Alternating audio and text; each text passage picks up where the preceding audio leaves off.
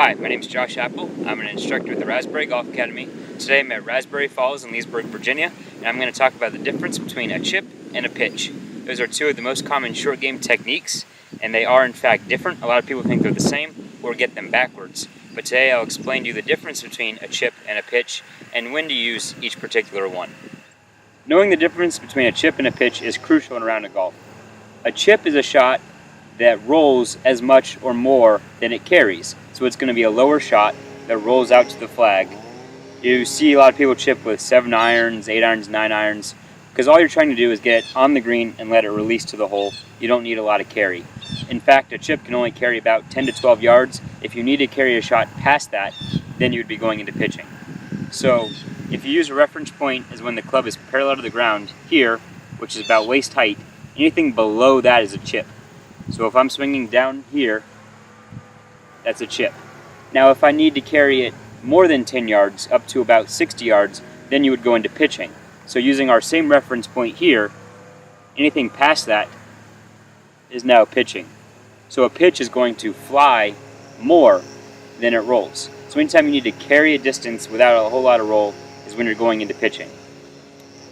So if you do stop at this point right here, that is in between techniques, and we call that no man's land because you're stuck in between chipping and pitching.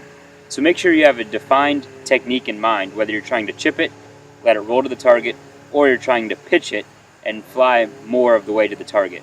So let me demonstrate each technique for you now. First, I'll start with the chip.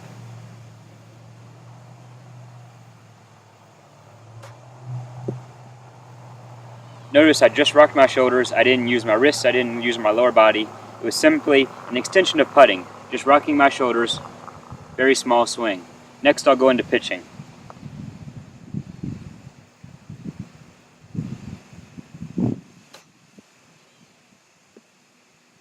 Now in that swing, notice I used much more of my body. It wasn't just my shoulders. I used my shoulders as well as lower body rotation and wrist movement, so the swing looked like this.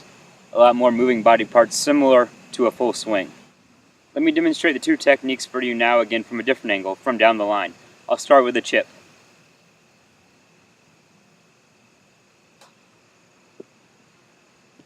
Next I'll hit the pitch.